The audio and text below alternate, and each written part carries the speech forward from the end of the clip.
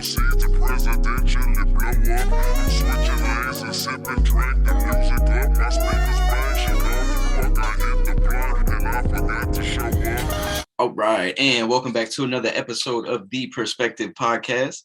I am joined by my good co-host, Tevin. What it do? Well, Tevin's over on that side. Tevin, what it do? What's good? I'm back. Ain't too much, dog. Ain't too much. Getting ready to. Of course, we're here. Getting ready to break down these Eastern and Western Conference Finals after a abysmal 2 Game 7s. Some stinkers laid by the Bucks. They didn't really show up, and of course, I think we know that the Suns didn't really show up at all. But we're gonna get into it here. But what were your thoughts about the last round? Some things kind of went haywire, huh? Yeah, kind of went how I expected it, but it was well, the West was good. The Western Conference was real good and real interesting. The East, kind of the Philly series was kind of dull, but Boston and Milwaukee brought it, so that was good. But you know, I'm ready for the next series. Yeah, that's a fact. Like immediately, like after we finished the last show, that's whenever the news came out about Joel Embiid having like a cracked face and the concussion. Oh yeah. So that's so we do apologize for missing that bit of news there. That news came out like literally after we finished recording the previous show. So we do apologize for that. However, I think that's exactly where we'll start. We'll start with Miami and Philly. That was a series ended in 6 games. James Harden had one good game. I think that's fair. I think that's really, really fair. He had a 30-point performance, and then that was the last of James that we saw. What were your thoughts in regards to that series there in between Philly and Miami? Well, I picked Philly in the upset. I thought Harden was gonna come out and be James Harden old since Embiid was out. I was like, all right, he's gonna do his isolation, the step back jumpers. He's gonna be driving, and we're gonna get that 35, 40-point James Harden, but we didn't get none of that. We ain't get nothing from him. We got a person who looked like they were just washed, out of shape, washed. Didn't really seem to care in some of the games like that I was watching. I was like, man, is he even out there trying to win, or he just out there to get a check? Do he want to be there? It was bad. His performance was terrible. I don't know if it is due to, because somebody brought this up to me. They was like, he did have a hamstring injury last year, so maybe he hadn't fully recovered from that. So could be a factor, and that could have played a part in why he probably wasn't in the best shape this year. And I was like, okay, I can see that. But man, if you out there, if you ain't healthy and you out there and you playing like that, you might as well just tell coach, look, I ain't got it. You might need me want to put somebody else in. Because I'm doing more. Because we're gonna talk about another player who did the same thing, in my opinion. You doing more harm than good than helping the team. So you might need to sit it down.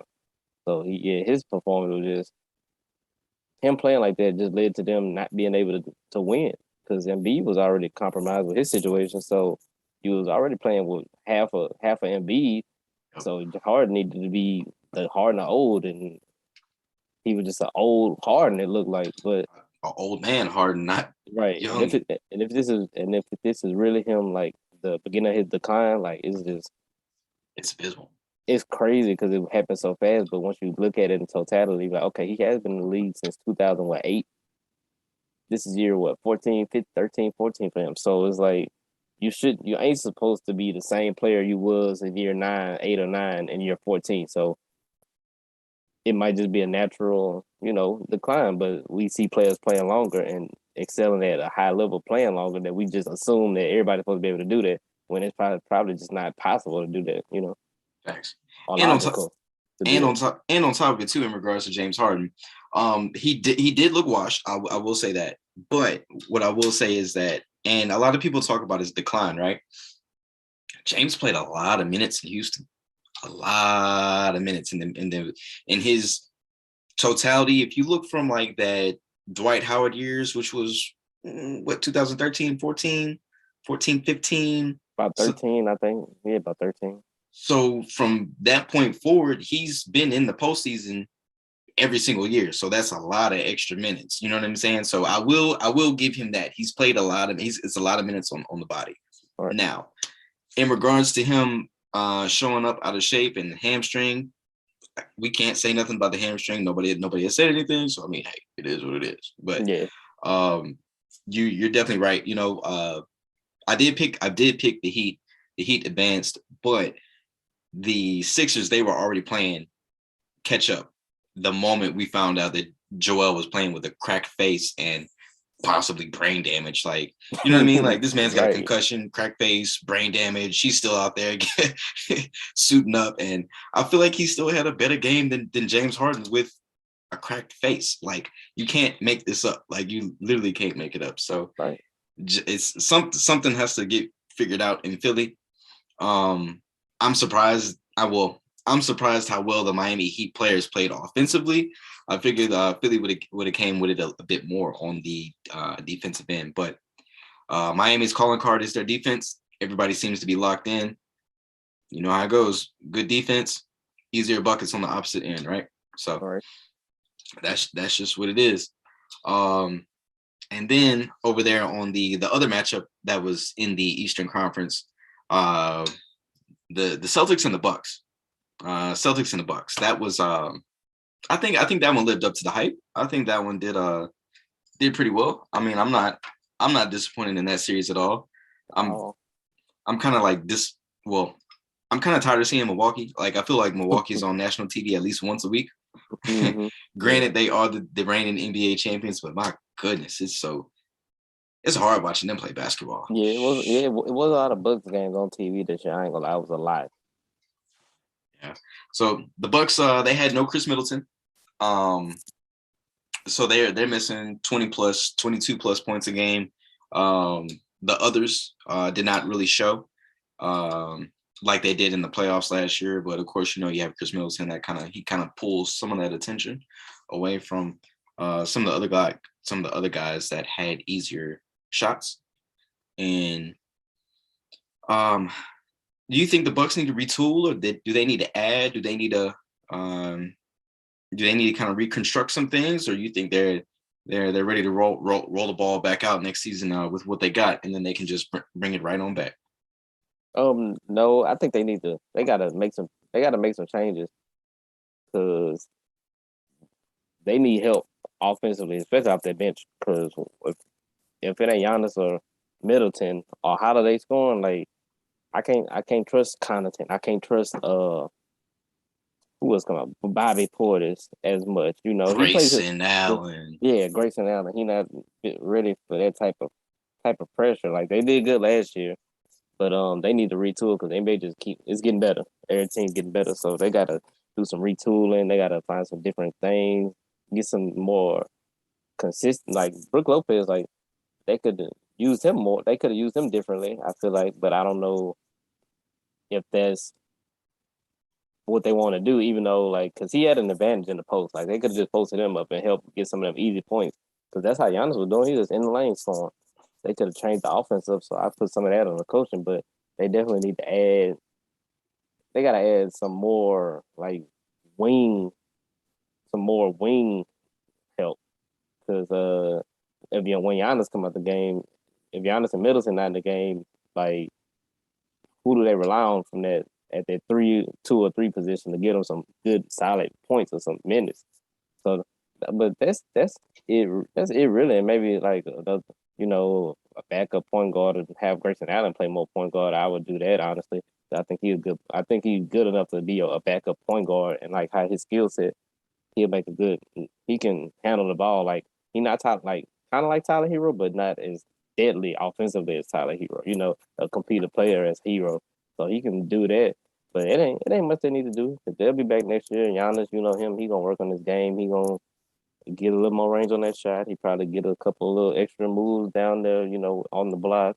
Yep. And they're gonna, with him, you know, they're gonna always be top 3 seed just with him on the team alone. So they ain't too much to do. They just ran into a healthier team. Because honestly, if Milwaukee was healthy, they probably would have won. Because that's how close the matchup is. Because I think I think them the two best teams in the NBA right now, Boston and Milwaukee. And Milwaukee just happen to be compromised with their situation. Yeah, they just luck of the draw, right? You know what I'm saying? Like this, I feel like we were going into the playoffs saying, this season for the most part, it's been, guys been pretty healthy. So far, so good.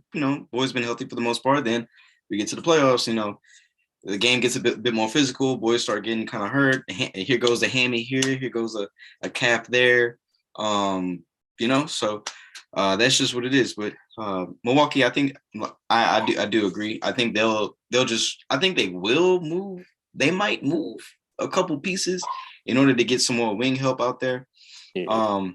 I think they hold on to Bobby Portis. I think they hold on to Lopez, and I feel like they go get another big. They let go of Serge Ibaka. I don't see him coming back with that team at all next year. I'm surprised he didn't play. I forgot he was on the team. So you just mentioned it just now. So yeah, it's surprising that they did have him as an option to get in there and do probably give a couple minutes, do a couple of things. He still got some game left in him. Yeah, my God, can you imagine? Can you imagine him seeing Serge Ibaka versus Al Horford on the block in the year 2022? Who would have thought? And who would have thought those two players could have an impact in 2022 at this level, right? At this point in the season, you know what I mean? Right. And rolling over to the Celtics there on the other side, how about Jason Tatum, man? We named the last pod Ascension. The man keeps delivering. He keeps delivering. He's went through KD. He's went through Giannis. He's in the Eastern Conference Finals against one of the best cultures in basketball, the Miami Heat. And how do you think this one's going to end up shaking out? Or before we get to the predictions there on that side, just what do you think about Jason Tatum and just his run in these playoffs at the moment? As he averaged 33 against the Bucks. He just hit that point where he got that confidence now in his ability. Like he knows, he understands how good he is and like what he needs to do to like take over, like to dominate a basketball game. Like he don't wait no more, like to for the ball to get involved. Like nah, he's the aggressor. He like, okay, I'm the best player on the team. I'm the most talented player on the team. I'm the best player on the team. I'm the one they look for to deliver at these times. So I'm just gonna be super aggressive. And I'm just gonna have a mindset of no matter what, I'm gonna be aggressive. And I'm gonna impose my will instead of, getting it imposed against me. I know I'm only 24, but I'm athletically like in my probably you kind of in your peak between like 24 to 28. Yeah. So he like, let me go ahead and take advantage of all this early and do all this early. And it's just that confidence and that the coach brought something out of him. Like when he challenged him, he stepped up. Yeah. And that's what he needed. He needed a challenge. I think Brad Stevens probably was too soft on him. Yeah, a little too lax on him. Like, the first couple of years, you got to ease him in because he was only 19, 20, 21, but he's 23, 24 now. Like, this year year 6 for him or something like that, I believe, 5 or 6? Yeah, I think he came in the league in 16. 16, because we were Donovan Mitchell and them. Mm-hmm. So this year, 6?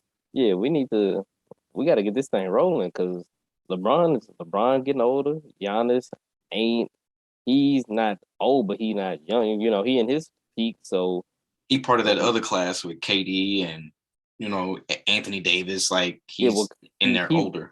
He's in the older batch. Like, not old guys, but he's in the older batch. He's a little older. He's kind of like right after with like Kawhi and them. Seasoned veteran. Yeah, like he's a real. You'll call him a veteran. So he like, hey, this your time. You can make a mark early. You mess around, get some rings early. Then that'll make stuff easier for you longer because now you're not pressing for, I want a ring. You just playing to get better at your skills. You're not playing trying to press for, I gotta win a ring. If you can mess around and get one early, that kind of take it off for you. You can just work on developing your skills, kind of like how Giannis did. And Facts. then so all that pressure was off of you because you got one down, so they can't say nothing about you. They can't say you ain't a winner. Right. So he just he didn't hit that confidence. He didn't beat KD. He didn't beat Giannis. He was like, man, I done been to conference finals buku times. I done played LeBron multiple times in the playoffs. I done played Giannis multiple times. I done played Cole. Did they play? I don't think they played Toronto that year in the playoffs. No, they played they didn't play Toronto. They played the Toronto bubble team the year after Kawhi. The year like Fred Van Fleet was going crazy in the bubble like that year. Yeah, so he didn't play probably the three best players. 3 championship teams. Like I didn't play Giannis, KD, and LeBron in the playoffs before. Like them the 3 best players in the league for the last 10 years. Yeah. And I didn't play all of them in the playoffs. So he like I didn't win toe for toe with them. I can do exactly what they do. Yeah. So and I've learned from my losses. Right. I done lost before, so he know what it takes. It's just that confidence. He didn't hit that stride, and now I just want to see him complete the mission. Honestly, that's a fact. I'm rooting for him. To your point about Tatum being aggressive and finding like his spot and just really going at it. Like I saw a difference, right? Celtics ended up winning in Game 7, but I noticed it in Game 6. He ain't passed nobody nothing.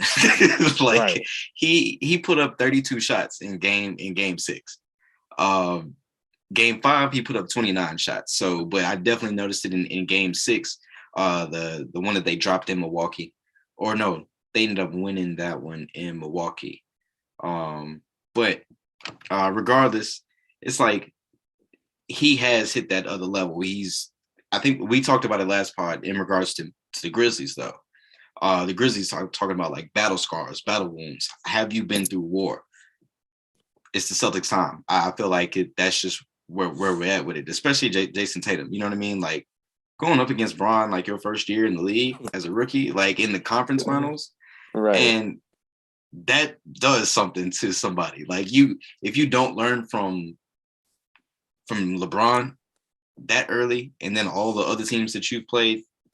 You played them twice. You played 2, and you played 2 LeBron, 2 versions of LeBron too. You played a younger one when you was that first year. Then you played the older one when he was not an older one, but the one he was by himself. When LeBron was playing a different type of ball. So you like, man, like if I want to have this type of career and this type of impact, I gotta step it up.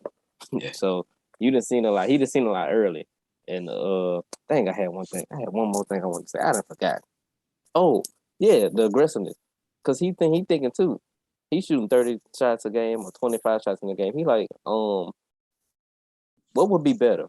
Would it be better for me to shoot 30 shots, or would it be better for Derek White to get 12 of these 30? You know what I'm saying? Like that's how you got to think about it sometimes. What's the better option? Like I'm watching the game right now. He just shot a 3 like with 20 seconds left on the shot clock. Like right up fresh out of timeout, guarded. So he in that mindset.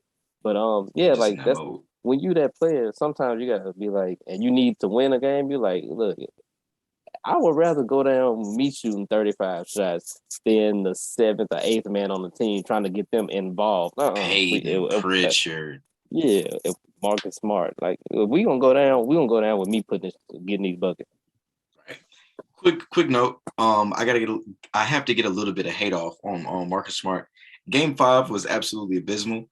Bro, I forgot about. Oh my god! Game 5 was absolutely abysmal about how the Celtics.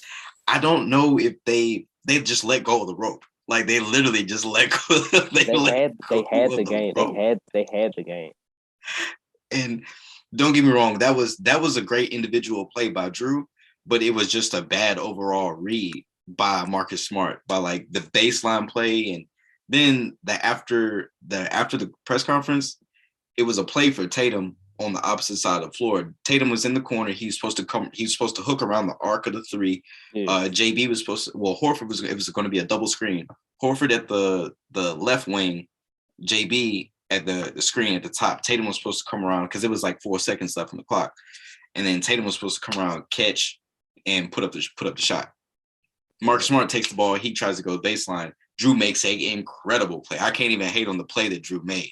But it was just a bad read by Marcus Smart. I think I think it was prisoner of the moment. Then even like whenever they got the ball back, he tried to draw the foul at the half court line, and that was by far one of the nastiest flops I've ever seen. It was so bad. So and meanwhile, Jason Tatum is streaking wide open on the right side of the floor, and that's by far one of the nastiest ways I've ever seen like a team like let go of the rope. Besides that Clipper meltdown a couple years ago in the bubble. But that's a whole different story. In regards to the Celtics, though, overall, they look complete. They look absolutely complete. I think this series that they're in now against the Miami Heat, I think it's going to be an absolute rock fight. I think I'd be surprised if we get games that are like 115 to 108. Like, I'd be surprised if we see that. I think it's going to be like real mid 2000s, 102. 97, something like that, somewhere up in the mix. But do we want to go predictions right now, or you want to say that to the tail end? Well, since we in the East, we finished with the East Conference, so that's a wrap for the East. Yeah, we might as well go predict it now because we already here. All right. In the East. Yep. Well, since we're right here in the Eastern Conference and we're going to go predictions, I got Celtics in 6. I don't think the Miami Heat, I don't think they have enough firepower to be able to really just get past this Celtic team. The Celtics are absolutely locked in.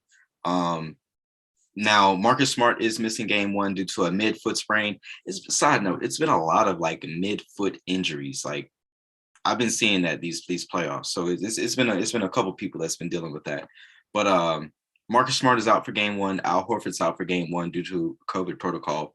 But I got Celtics in 6. I think it's just way too much firepower for the Heat. You know me. If Robert Williams healthy, I'm always going Celtics in 5. That's what I'm. Celtics in 5? If Robert Williams play every game, they winning in 5. He changed everything at the rim. And on pick and roll too. Like, he can guard all that. So he changed at the rim, he contests every shot. Perimeter, he move his feet. He can stay. They can switch everything. And then I'm also going with the fact that at the end of the day, Boston, the teams are kind of even, but at the end of the day, Boston they got the best player. And with the best player, you're gonna get the foul calls, you're gonna get to the free throw line, you're gonna be able to slow the game down, control the tempo of the game. Yep. They shoot it well enough from 3 to stay in a high scoring game. They play great defense to make it a low scoring game. And you know me, I just don't trust Miami's individual. Like, I don't trust Miami's ability to have a player to make a play to take over consistently and win games. Jimmy's good, but I never really put him up there as somebody who's gonna just take over the game and just be able to be the. You don't give JB the ball and say, "Take me home." Yeah, He's not gonna upstage somebody that. To me, he's not gonna upstage somebody that you would say is better than him. Not too often. So, and another thing is Kyle Lowry. I don't know if he's playing tonight, but he's been playing terrible. He is out tonight. Okay, that's probably a good thing because if he's been playing horrible, and he really been hurting them more than helping them. That's why he's been playing hero so much. But Miami I ain't gonna lie, they got a chance. But even though I'm picking a 4-1, like, they're gonna be some close 4-1 games. There ain't gonna be no blowout. Yeah.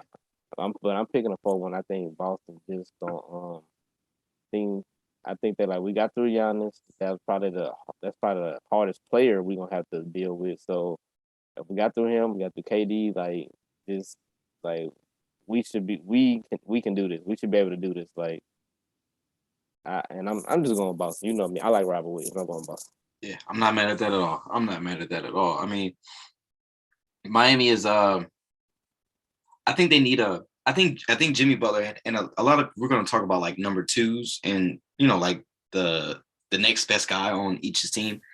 But Jimmy Butler is a really good number 2. They need a number 1, in my opinion.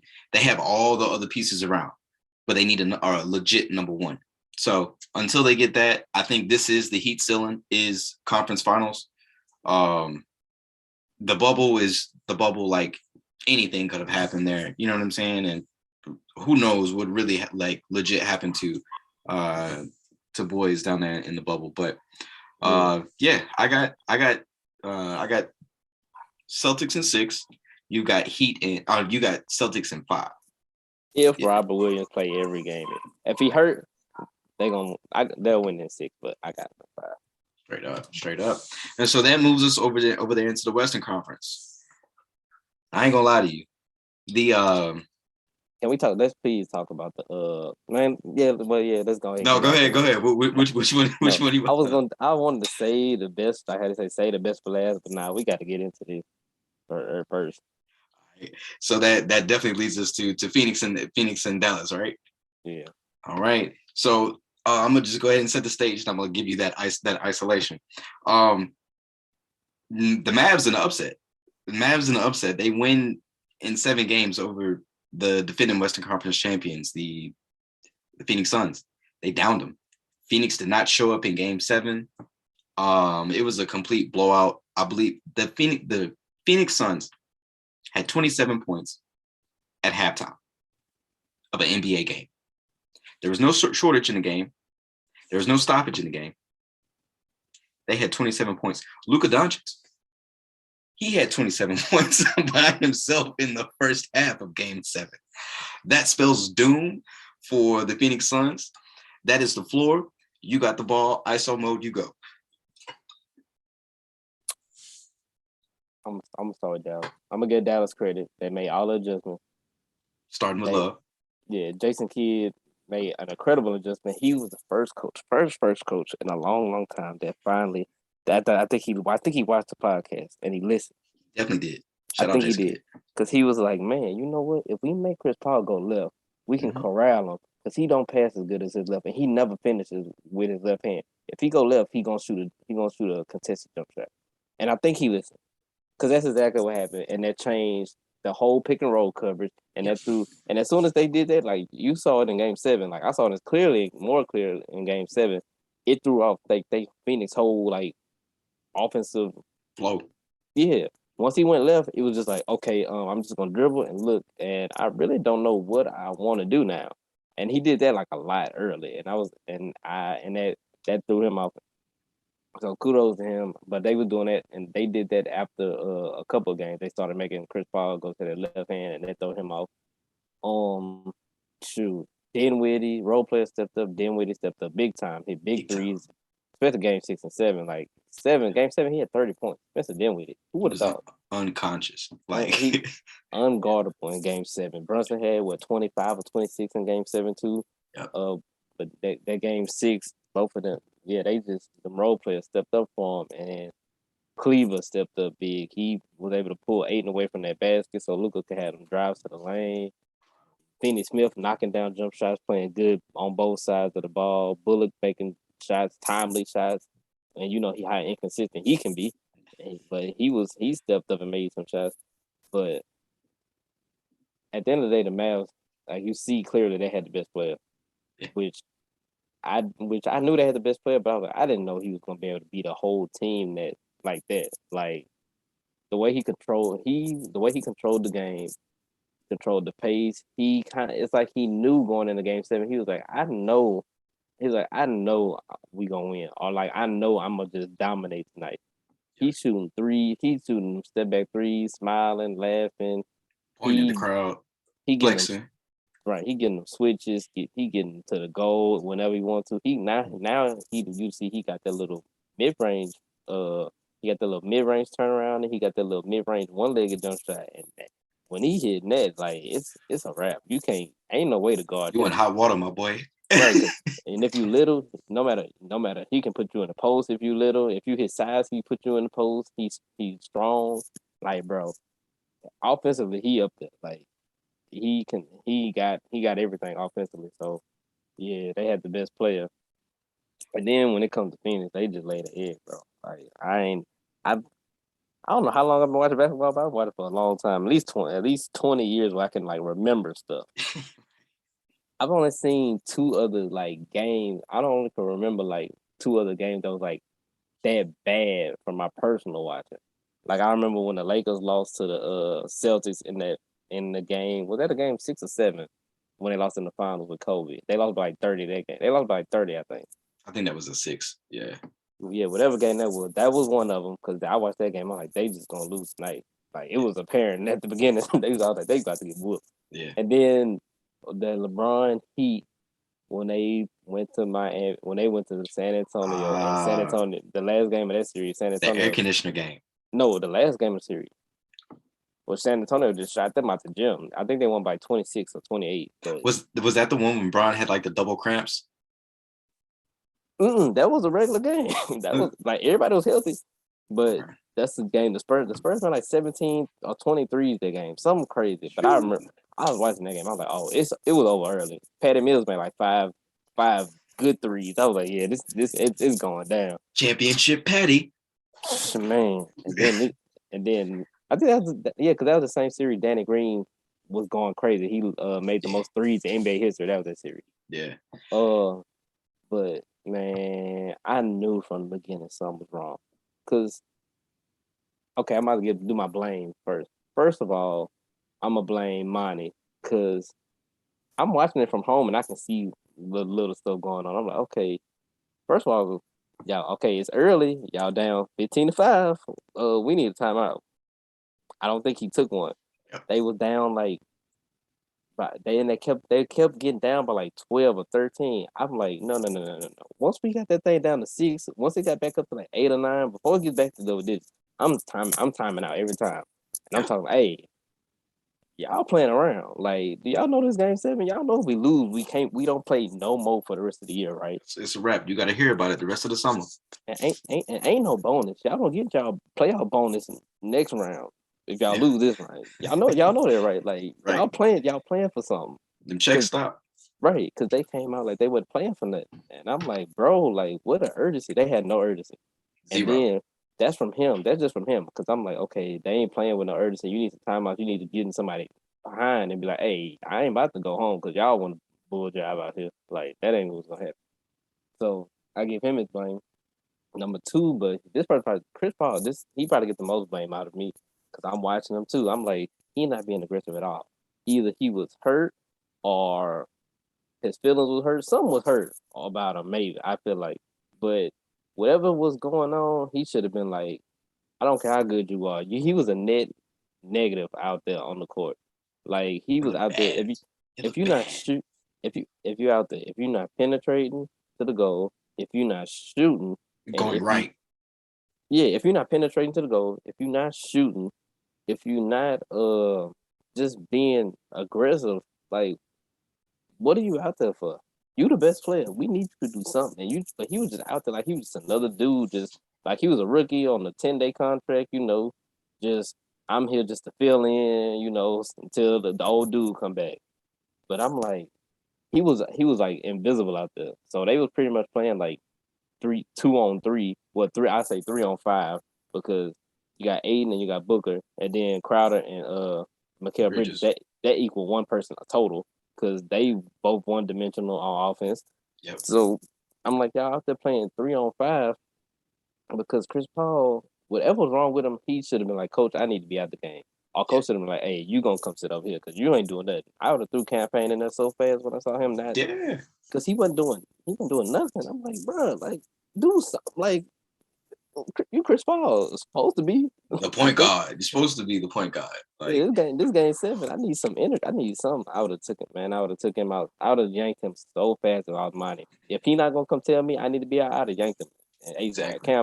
Cam, get in there. We need some energy. I need some energy. I need some points. I need some spark plays, something because he ain't give you nothing. And then Cam Johnson he had one of the full-time shooters. It didn't look too good this series. I hate to say it. His bag probably ain't gonna be what his bag could have been. Right. Because he was gonna get paid if he had another good playoff series this year. Yes, so his money went down. And then number 3, I'm gonna give some blame to Aiden too. You gotta be more aggressive down there in the paint. Like you gotta demand that ball. Like come on, bro. You being guarded by Dwight Powell and Max Cleveland. No disrespect. Cook them. That it's no disrespect, but that's disrespectful that they should be that they letting them guard you 1-on-1. That's the disrespect. And you just out there like letting it happen. I'm like, man, look, we got the best big on the floor. We got the best shooting guard on the floor. We supposed to got a point guard that can kind of, match, at least effectiveness. with Luka, we should win this game. But they came out like I don't blame Booker because he was at least shooting. He was trying to be aggressive, but the defense that they were playing on him was good, and the scheme they had for him was just look, we gonna double him off of this and off of that. He was just missing his shots, and he was driving to the goal. He was trying, but Chris Paul was, and when he played bad, he affect people like Bridges and Crowder because they can't get their own shot. That's exactly where I was going. Because we need you to do this for us. I need you to facilitate. Yeah, you just not out here for you. You out here for you playing for two other people, not just yourself. So, man, I was just so. But I saw it early. I was like, they got down too fast to a player that's too good.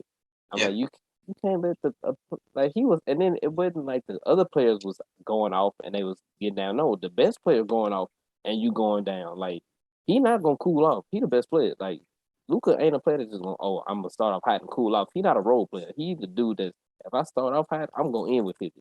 Yeah. So if he starting off hot, we need to shut this down ASAP. I'm calling timeouts. We getting the ball out his hands. We doing something different. Absolutely. But man, I was so. When I watched it, I was like, it was inevitable. It was gonna happen while you was watching. I was like, they about to get blew out because I don't know what was going on. But man, it's hard to watch. It was. I was so disappointed. I was disappointed. I was even though I was happy because I don't like the Suns really that much. I was happy because I want to see Luke. I low key was rooting for Luke even though I picked the Suns. So I was happy about that. But man, it was just a lot of stuff. And now yeah, I guess. Now I'm gonna let you go in on what the Suns gonna do next. This guy, first of all, I want to give flowers. This guy Luka, he took out the point guard. We crowned him the best two guard in the league, Devin Booker. Dismantled, right?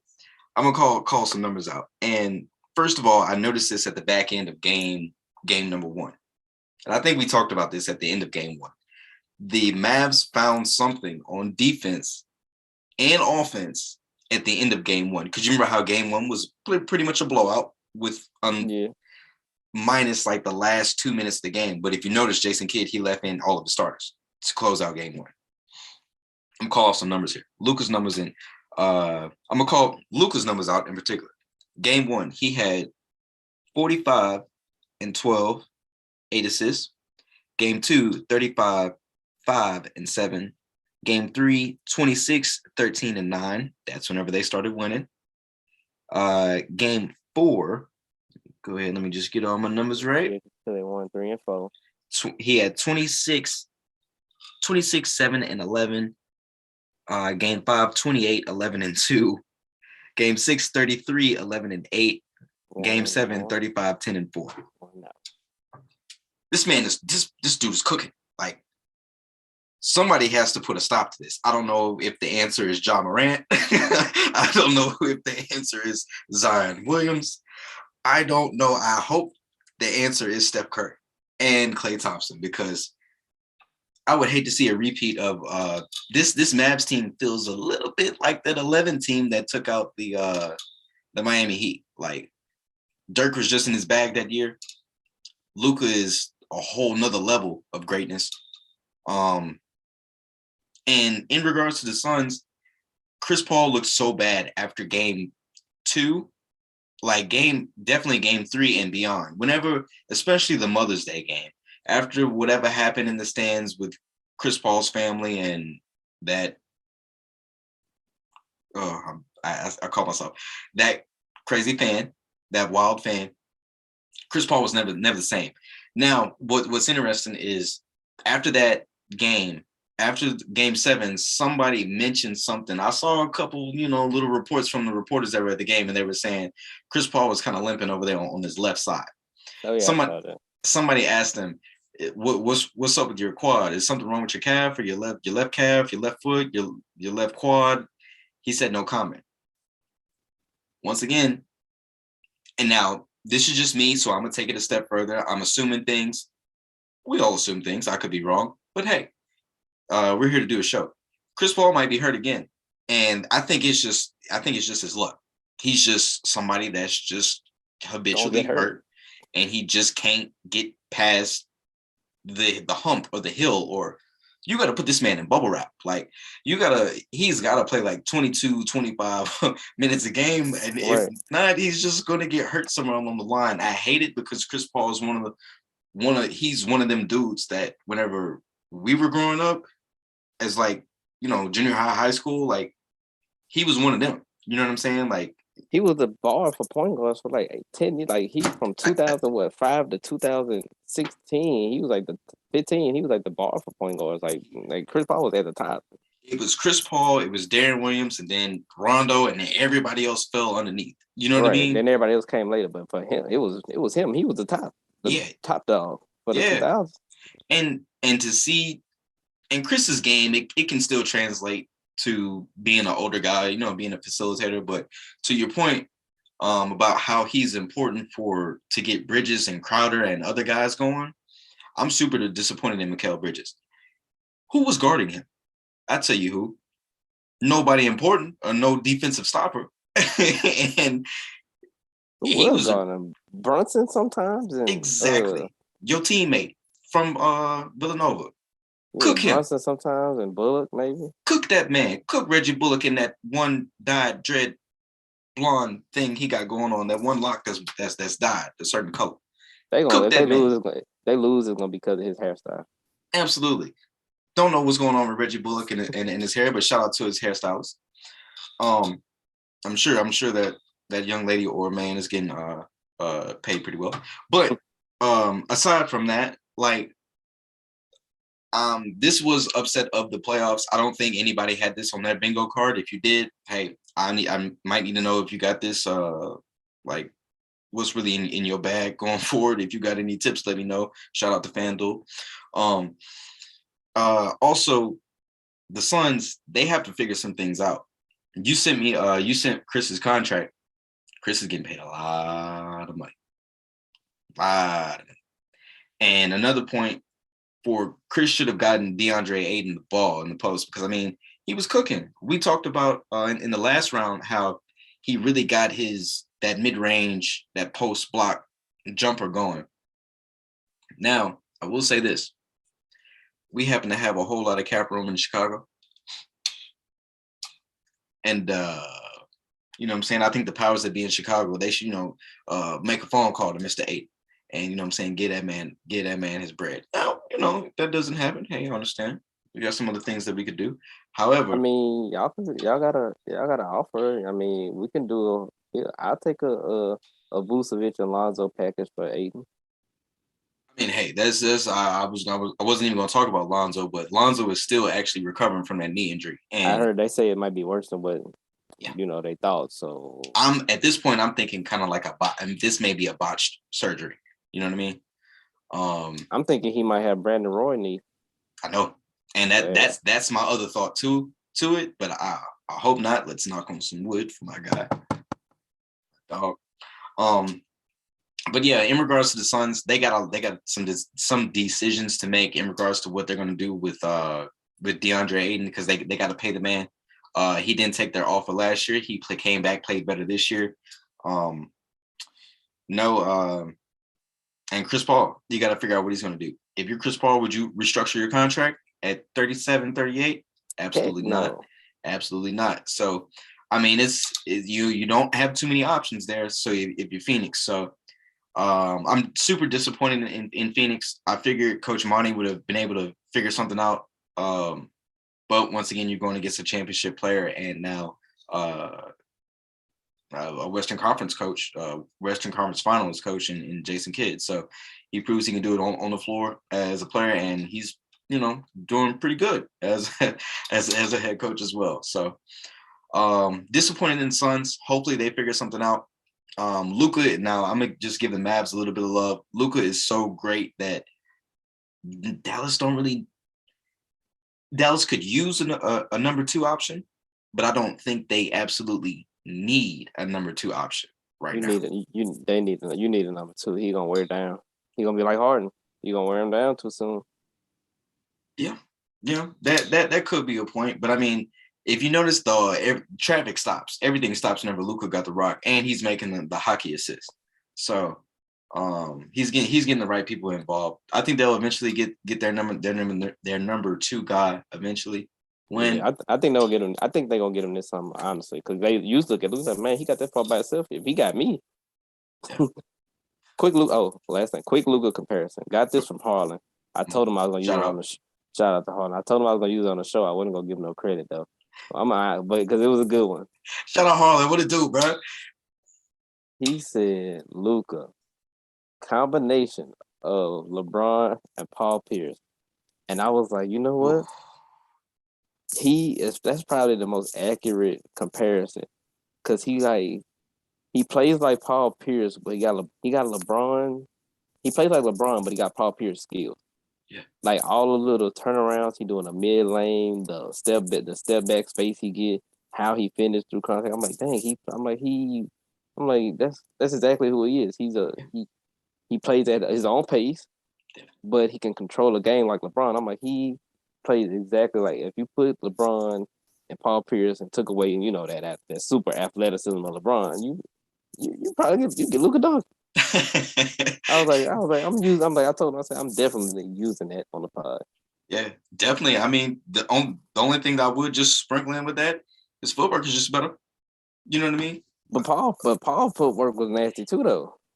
Paul footwork was good, but what I do see in that Paul Pierce comparison is like how Paul played like slow, but it was like super effective. So I definitely do see that. Yeah, and he's super skilled. Skilled. I hated watching Paul Pierce play, but he's super skilled. I used to love the Lakers. I used to love watching the Lakers and Kobe, but man, every time they played Paul Pierce, I feel like he just had the greatest game of his life every single time. I'm like, bro, this dude make every big this dude he scored every single time he touched the ball. It felt like. Yeah, most definitely. I do like that though. Because I mean, he's dominating the game in almost every asset. You heard the stats I just called out. He's dominating the game in every asset in every phase of the game, like he is Bron. There was a certain point the Suns tried to like pick Luka out and just go at him, and then he funneled the defender to his help side defense. I was like, this dude here, bro, like. Somebody's got to stop this man, like eventually. Hey, they better hurry up because he only 23. He younger than Tatum. Yeah. And low key, he might be the best player in the NBA. We don't know. Everybody, all these boys, is something different. This next wave, I'm telling you, this next wave here is going to take the NBA to a whole nother level. And like, crazy. You can see, it's Ja, it's Luka, it's Jason Tatum. Like, them three by themselves can carry the league. Giannis is still young. Yeah, Giannis is still young. Like, don't forget the guy who don't even play, but he averaged 27 when he played Zion. And that's what I'm saying. Like, I didn't even want to throw him in the mix, but hey, I'm throwing him in there. Yeah, I mean, he averaged 27 and 8. 27 and 8 in limited minutes, right? Like 22 minutes a game. Yeah, probably no more than like 30 minutes a game. Freak athlete. So those four guys really just by themselves, Tatum, Luka, Zion, and Ja, take the game to a whole nother level. Take the game to a whole entire other level. Plus, you still got guys that we still love that we haven't seen. Kawhi Leonard's still missing. Right, he come back healthy. He's still a top 5 player. Top 5 players. So I mean, the league is in good hands. You know how I feel about Ant-Man up in Minnesota. Right, him too. And he only gonna get taller and better. Like he's just a super man. He gonna be straight. Like the league is gonna be straight. We talked about that last summer, but I think it's even to more of a point of it now. We're gonna do that's an episode right there. The league gonna be straight. We gonna do when we do our little rankings of players. That's gonna be it. The league gonna be straight. Yeah, that's gonna be the summer show after the finals. So the league gonna be straight. Yeah, we gotta put a feather in that one. That's when LeBron retire. I'm gonna give him his little ceremony, but then that's gonna be the first part. The league gonna be straight. Yeah, straight for real though. And so the other matchup over there in the Western Conference that we had is the exciting. Speaking of Ja Morant, the exciting Memphis Grizzlies and the Golden State Warriors. It's unfortunate because the Ja ended up getting hurt. Well, first of all, I'll say this before we get into who got hurt and the chippiness and everything. I loved how physical this series was. Like, I absolutely loved it. Like, I loved everything about it. I loved how It was the controversy. I think that was it was so early in the series. I think it was game 1 whenever Draymond and the Clark thing, like the ejection and all that kind of stuff. And then the Dylan Brooks like slapping Draymond in the head. Yeah, GP2, and then GP ended up like fracturing his elbow, which is, I hate that, man. Like and then it's such. Now, in regards to GP's injury, whenever he went down, it's just so natural for you to put your hands out and put your wrist out to break your fall, but can't do that. Can't do that. You know what I mean? So you gotta try and turn your fall one way or another. But in regards to this series, I absolutely loved how chippy and physical this series was. I hate that John Morant ended up getting hurt. Did you see the play? That where John and Poole was. I saw it. What you thought about it? What you thought about the play, bro? Because that changed the whole series. Bro, it was nothing. It wasn't nothing, but he didn't do nothing. If that makes sense, because he got. If anybody was watching the game, I watched the whole game. The play where he got hurt was when I saw it. I think it was third quarter. Clay shot that 3 and he ran out on him, and his knee hit Clay thigh. Or hit Clay in the leg. That's when he hurt that knee. Because I saw it. Because once he did it, I saw him like move his leg and he started hopping on the sideline. I was like, that's bad. But then I stopped. Watching because I think they got down or whatever. Then when I went back and I saw the replay of the play, I was like, that's the same knee that he hit whatchamacallit with. I'm like, that little grab or whatever you want to call it, touch or whatever, that ain't cool. Bruise your knee. Bone bruise. Yeah, come that's on not now. Bruise That's your not. I'm like, if Jordan Poole that strong, he needs to be training for the summer for the Iron Man, whatever they call it, the world's strongest man. If he that go get in strong, the octagon. if he that strong to bruise your knee by touching it. So, I ain't think nothing was wrong with that play because he heard it earlier. That's when he initially heard it. It just when he got hit right there, it just aggravated. Yeah, most definitely. And then the Warriors ended up taking this series against the Memphis Grizzlies in 6. It was super chippy, super physical. Draymond was ejected in game 1. Bad call. Super bad call. I absolutely hated it. And I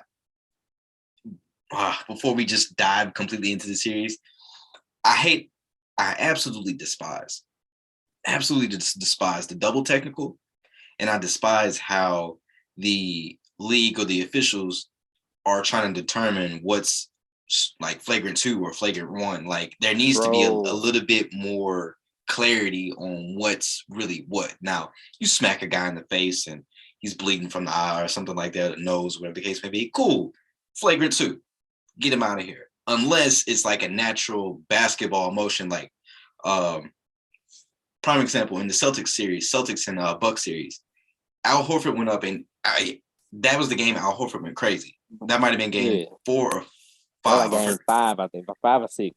And he dunked, and then he was coming down from the dunk, and he ended up like the natural motion. His left hit Giannis in the face, and they call that a flagrant. That's not flagrant. That's a natural motion. He's coming down from a dunk, a 2-hand dunk.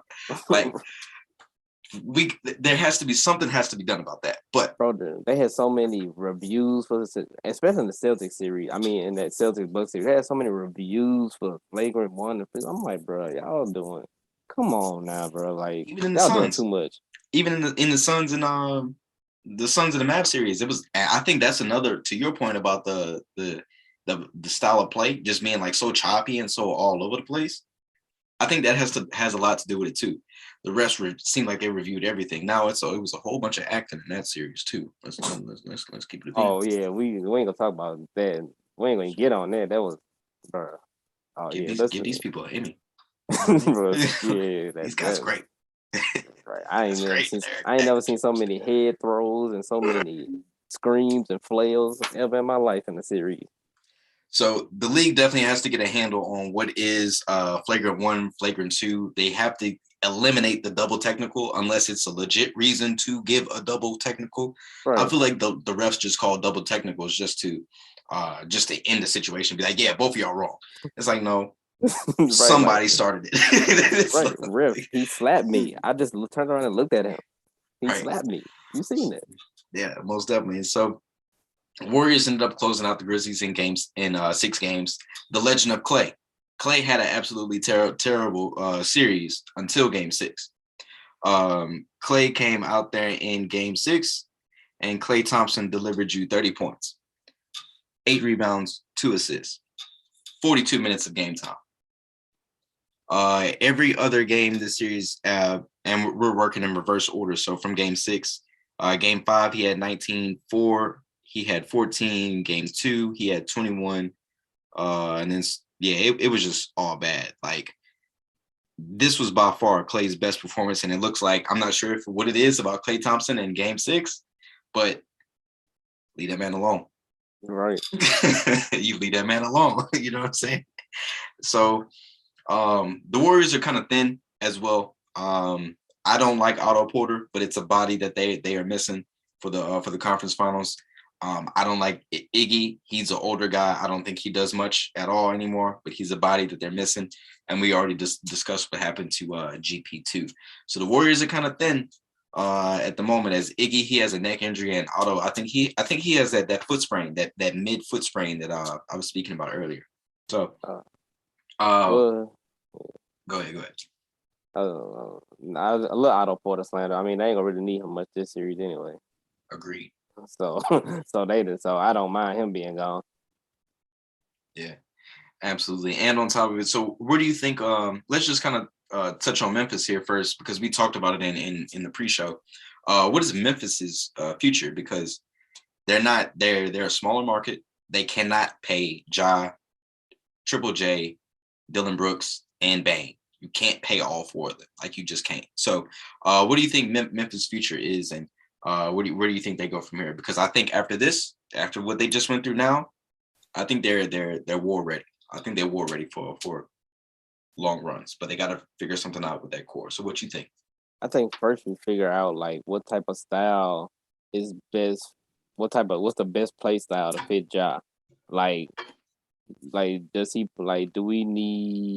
Does he need somebody that needs shooters around him? Is he somebody that needs the scorers around him? Is he somebody that needs defenders around him?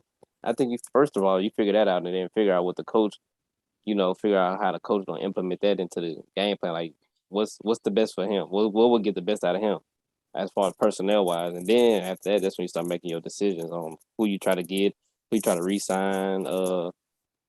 But personally, I'm thinking, I don't know if they second and third guys are good enough to have Ja be the number 1 and then help him win a championship.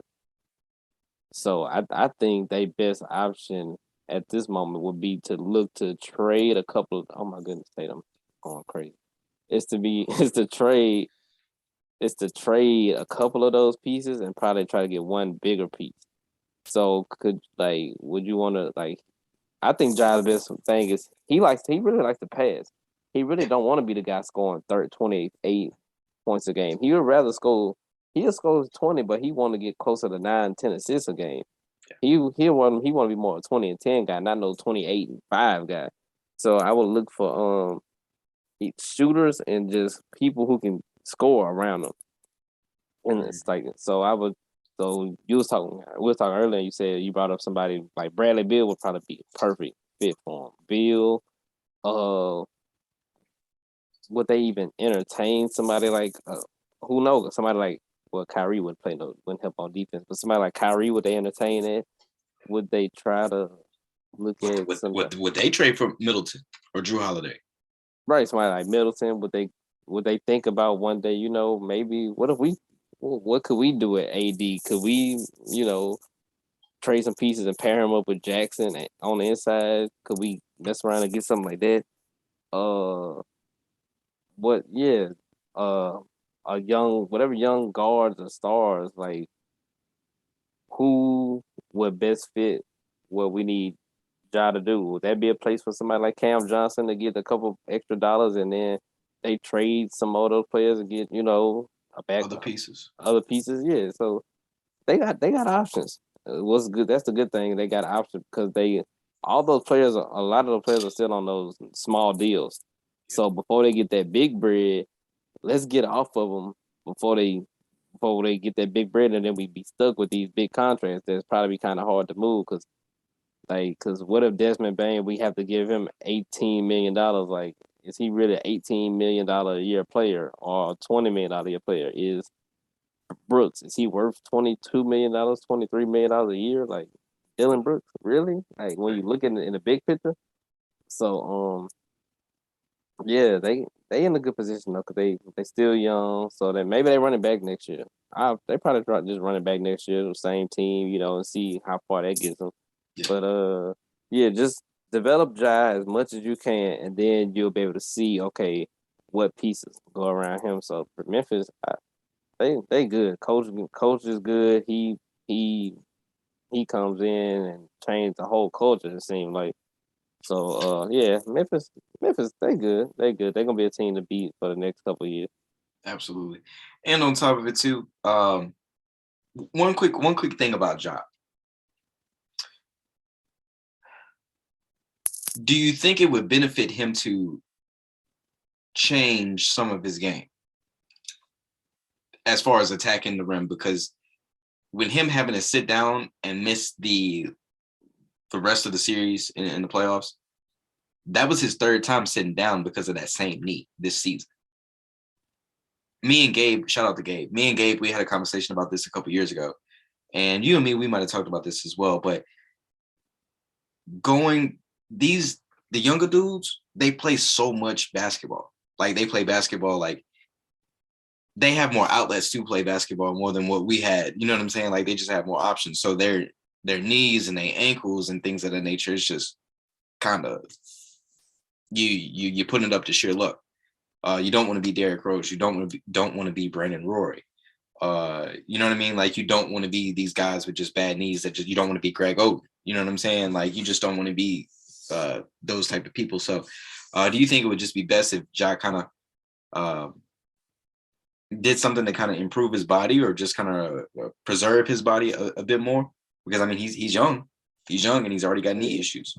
Definitely got to hit that weight room. He got to get stronger, because he be getting bumped off his spot like too much. Well, he'll get bumped out the air, and like when he be doing his gather, he gets bumped real easy and he flies.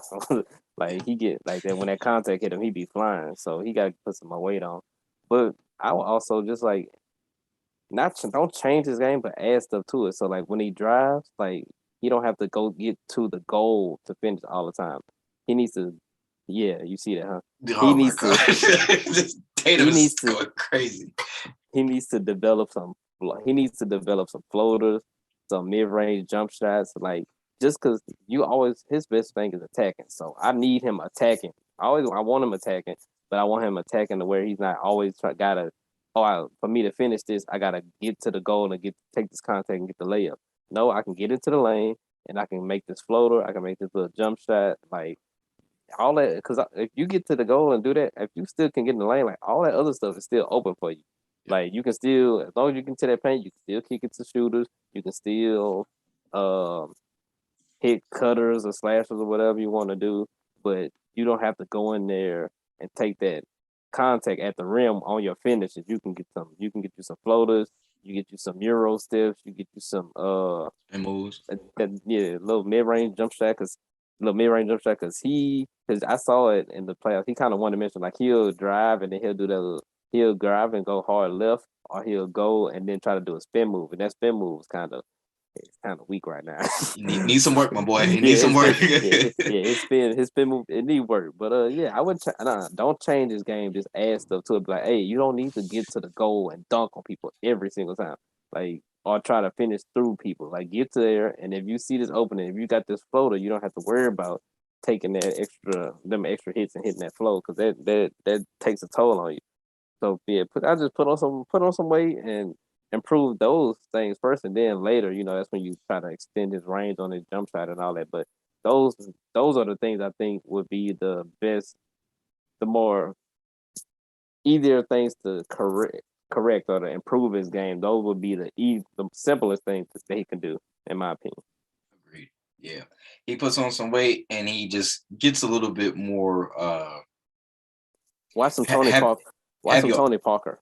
Have your options, like get your options. You know what I'm saying? Because every time you go to the rim, it's always, you don't always necessarily have to just, like you say, you don't have to finish over somebody 6'10", 6'11", 7 foot. Like you don't have to do that. Like dish it to Steven Adams, dish it to Clark, dish it to Bain. You know what I'm saying in the corner.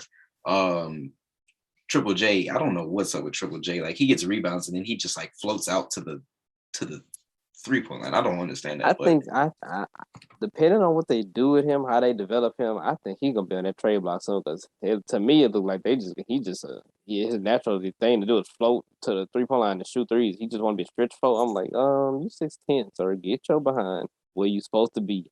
2 feet in the paint, my boy. Right. So yeah, all right, yeah, I'm off Triple J now.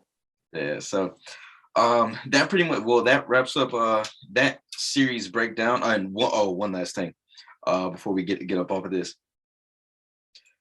If you're the Sacramento Kings, do you reconsider that deal you just gave Mike Brown?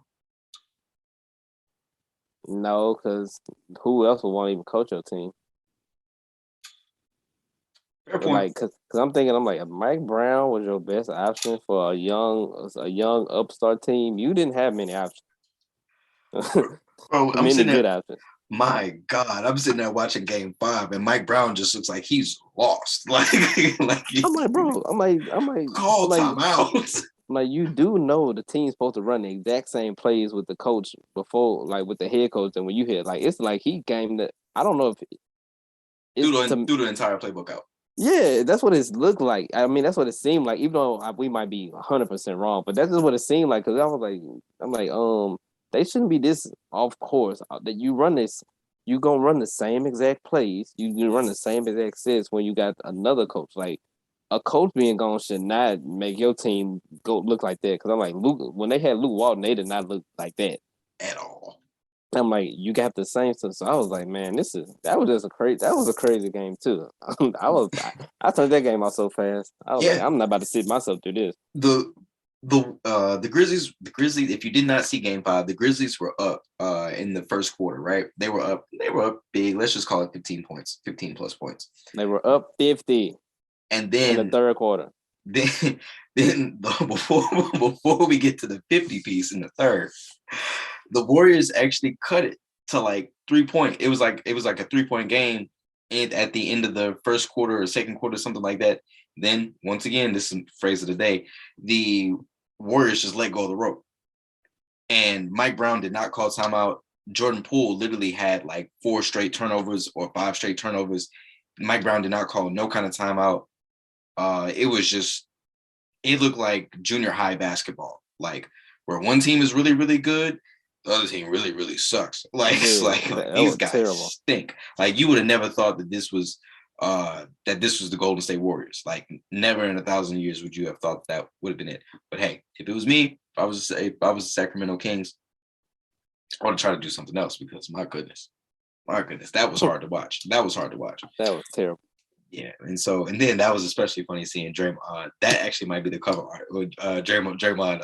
With the towel. The whoop that trick. So that actually might be the cover art. But predictions here for the Western Conference Finals: Warriors versus Mavs.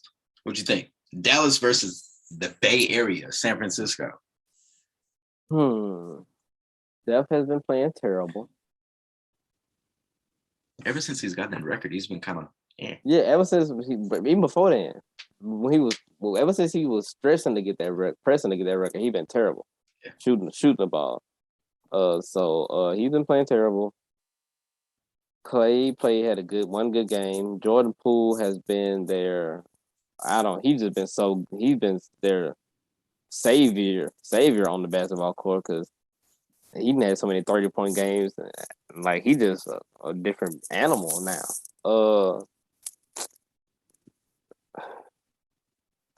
I got to go. With all that being said, I got the Mavericks. Oh boy. Got the Mavericks going down in 6. I got Warriors 4-2. I think Luka gonna get 2. I just think Golden State that shooting. Like I don't think Dallas is gonna be able to guard that 3-point line. Like not with all that motion. That it's gonna be too much moving, too much running. Luka's gonna get multiple bodies through at him, but unless he gets them switches, but he gonna have, of course, Wiggins gonna be on him, Kuminga gonna be on him. Draymond gonna take him some time. So he gonna have they're gonna get physical with him. I Yeah, don't think they gonna. throwing bodies.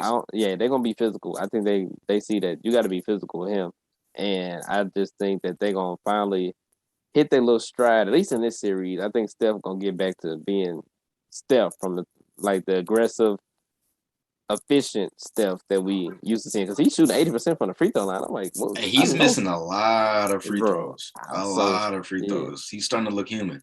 You know what I mean? But this season, he's definitely looked human. I got That's what I got. I got Warriors in 7. I think 7. Whoa. Yeah, I got Warriors in 7. I think Luka carries over this momentum. Over in Luka and the Mavs, they carry over this momentum for quite some time. But at the end of the day, this is an offense like the Mavs have not seen at all this postseason. They played Utah. You know how I feel about Utah. And they just went through a Suns team that needs Chris Paul. Chris Paul is the engine that makes that Suns team go. And Chris Paul definitely was not himself. A lot of that motion that you're talking about, Draymond gets a lot of things going. Steph gets a lot of things going. Clay is, he had a good game. Hopefully this carries over into this round of the playoffs. I got Warriors in 7. I think the Mavs just end up running out of gas. They're not war ready just yet. Yeah. Hey, but I just thought about this. Luka, he the new LeBron. He breaking teams up. Utah about to break up. Suns about to break up. Yeah, if he be Golden State, they might break up. He LeBron broke up all them super teams in the East. I think Luka is the new Terminator. He breaking everything up. Yeah. Luka is the Terminator, and either you get down or you join. You know what I'm saying? It's really one of those. It's like you give up the info or you walk the plank. You know what I'm saying? He about to have everybody going to the Eastern Conference. Yeah, absolutely. And unless Ja and Zion get healthy, it just might be his conference for the next 10 years. Unless the Celtics sweep in and give him that bag. That would be the only team I was seeing going to. Mark Cuban, it ain't a check Mark Cuban wouldn't write. Right, exactly. Mark I guarantee you, it ain't no amount. You ask him what else, ain't no amount he wouldn't write to keep him. I think even if it took Mark Cuban to borrow money from Jerry Jones, he would do it. Like, not saying that Mark Cuban needs to borrow any kind of money from nobody, but if he had to, I'm guaranteed you know who to call. Facts, ain't no Luka. Ain't no way if he leave, it's never gonna be because of money. Yeah, it's got to be because of something else. You're absolutely right. I think ultimately we end up getting a matchup that I've kind of been wanting to see for the last couple of years. I think we get Warriors and Celtics in the finals. And I would have loved to see the year the Warriors played the Raptors in the finals. I would have loved to see that Celtics team against that Warriors team. Well, that Celtics team that they have, was that the year with who they had on that team that year? That wasn't the Kyrie year, was it? That was the Kyrie year. Oh, Lord. Mm-hmm. I would have loved to see it. Okay, well, yeah, now that I think about it, that would have been. I would have loved to see it that year. That was 19. So, yeah. I definitely would have loved to see it. But I think that's the matchup that we ultimately get this year is Warriors and Celtics. Who knows? We'll see. We'll watch it all unfold. Currently, the Heat and the Celtics, they are at halftime. It is 62-54. Jason Tatum currently has 21 points at halftime. And only two people on the Miami Heat are above double digits. Jimmy Butler has 14. Tyler Hero has 15 off of the bench.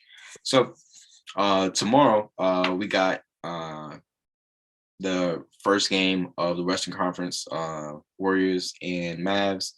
And so we'll see how all that shakes out and determines. Just a couple more notes here before we get up out of here. Draft lottery. You want to talk about it real quick? Yeah, we can. Who got the number one pick? The Magic? Magic have the number one pick. It is their first time with the number one pick since picking up Dwight Howard in that draft. So That's the Mavs. The Pelicans ended up with the number eight pick. Houston Rockets with the number 3. I think the Rockets actually have a good chance. They may actually be able to pick up a pretty good prospect. Right. Those, yeah, because I'm the person who I think game translate the best is Jabari Smith from Auburn, because his shooting, like you can always shoot if you open. You can always shoot. Payola got the best buy. He's the best. He's probably the safest pick because of his size and his skill set. So he gonna always be. He's 6'9", 6'10", 240, 250. Like it's a place for you in the league. Yeah, it's a play. Physicality ain't gonna be a problem for you, and then you can step out and shoot it, and you can get your own shot. You can put it on the floor, so he gonna always be able to play. But and Chet, the other one that everybody talking about, he's a wild card. He's a wild card. I think his ceiling is Porzingis, but I think his floor is like a Sean Bradley. So that's a lot. Yeah. So that's a probably even yeah. So that's a yeah. So that's a you. I feel like you taking a big risk with him. A high risk, high reward though. Roll the dice. That's a roll the dice if you in the gambler. Him, and I would say the other players I'm interested in is the point guard from Purdue, Ivy. My bad, not Ivory. Ivy. He's interesting to me. I think he's gonna be real good in the league. I saw him play a couple games, and I like what he can do, like his skill set. And then the most interesting person in this draft that nobody knows about is Sharp from Kentucky. He didn't play no games at Kentucky, but they got him as a top 5 best players. He's in the top. They got him in the top 5 as one of the best players available. So I want to see what he looked like in like all the drills and the scrimmages. See what his shot looked like. See what his playmaking looked like. Because if you that high and you and nobody seen you play, remember Kyrie played 10 games while he was in college and was a number 1 pick. This dude ain't played none, and they talking about him being a top 5 pick. So yeah, I want to see him, and hopefully one of those players I just named can do something so they can drop to Portland and we have help with Dame. Right. And New Orleans too. I want them to get somebody good. Yeah, let's and the Lakers. I want to see them good. One time for New Orleans. Hopefully they get a good prospect and they can just build on to what they have, and hopefully we get Zion in the mix next year too. So, 2 more things I just want to point out here. These are reports from Shams. It seems like Shams has all the news before Woj now. He seems to be the guy. The NBA is considering and discussing a new competitive event after the success of the play-in tournament. They're looking into adding this in the 2023 and 24 season. Now, what that exactly would determine or how that would shake out, still kind of being reviewed. But if you having like an in-season tournament, what do you do? Do you just like you give the guys like 2 weeks off? Like you give them the play-in tournament, then All-Star break? Right. Like is the tournament like in like is it conference versus like is it like the Eastern Conference tournament and the Western Conference tournament, or is it like a inter conference, like where you East versus West? Like what's the they're still all breaking all that down. Yeah, so I don't know. I don't know. They'll find something, and they'll get somebody. They got some smart people working on. They'll get something together and throw something together. And then one last thing, and this is something that I'm for it. I agree with it. They should implement it now. The NBA is eyeing a take foul change. So the league is discussing a rule that would award offensive team 1 free throw and possession on a take foul. So in a sense of a clear path foul. So if somebody has, the ball's poked loose and, what I'm saying, your team has the offensive advantage, instead of the defensive guy just taking the foul and, what I'm saying, your team take the ball out on the side or whatever the case may be, your team will now get a free throw. You get the ball. Let's keep on hooping. So that's something that I'm for. I think that they should implement this now or at least to start the finals. But it is what it is. So to be determined. But I'm thinking about that now. They're gonna have to play a guessing game. Like, was this really a take foul? Because say for instance, somebody like, okay, I turn it over, and then I act like I quasi, stay in front of my guy, do some moves a little quick, but then I foul him. Like, is that considered a take foul, or would that just be like a regular foul? Like, it's gonna be some stuff. Cause like, if I turn it over and then if I turn it over and then I like kind of cut them off, kind of, but not really. But then I'd be like moving my hands, like I'm guarding them, but I'm really not, because I'm really trying to foul, and I just reach in and foul. Like, what's gonna be the, that's gonna be the little line they gonna have to draw. Like, how do you determine what was a take foul now? So Yeah. I mean, I want it, but I just know it's gonna bring a whole bunch of extra questions on stuff on certain calls. Agreed. So they're gonna put in some kind of language in there to make to blur the lines or make it gray or whatever the case may be. And this is just one thing, because you know how like my mind just works. It's just be crazy. The aliens pull up on planet Earth. Who is your starting five that you pick? They want us to, like, in the league right now. They want us to hoop. Yeah. Like okay, like we playing an NBA game or we playing street ball? NBA. Okay, I only get 5. We can go 7. We can go 7. No, pick your best 7. People, I do 5. I'm taking an NBA game. So this got to be like a team. Am I taking this to 5 best people or a team? Your five that's going one game to save the planet. Okay, I do it. Current players.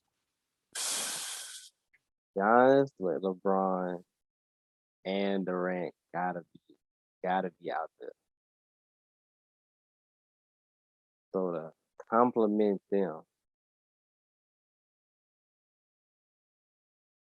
I would have to do.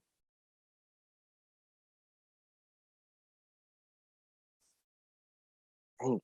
You got a lot right there with just those 3, but they could use some help. I'm gonna do Kawhi because he can guard some people on that perimeter too, and I'm gonna go with Steph just because that lane gonna be open for Bron. Even though I want to take Luka so bad, but I need that Steph guaranteed knockdown 3-point shot so that lane could be open for Giannis and LeBron to just dunk. See, I was gonna swap out. I was actually gonna swap out Kawhi for Luka, but that is my exact 5. Like, that is my exact 5. I was gonna swap Kawhi for Luka. You know what I mean? Steph, Luka, KD, Giannis, Bron. Because Giannis can be my 5. Absolutely. And LeBron and KD, they'll get some rebounds in there somehow. So yeah, I think if I had to go with a 5 that I think can be any 5 that. Now the Steph thing questionable though, because I think I could switch him for Luka easily. Because not easily, but I can make an argument to switch Luka. Oh my God, Grant Williams hit his face. But I'm gonna go with that 5. Oh man, he just got kicked in the face. Dang, he got kicked in the face and a foul on him. That's hard. That's hard though. That's hard though. But yeah, I mean, even if you do decide to swap anything out, I mean, hey, who's gonna stop Zion Williams? You know what I'm saying? Zion Williamson down there. I mean, there's no telling what that man's gonna do.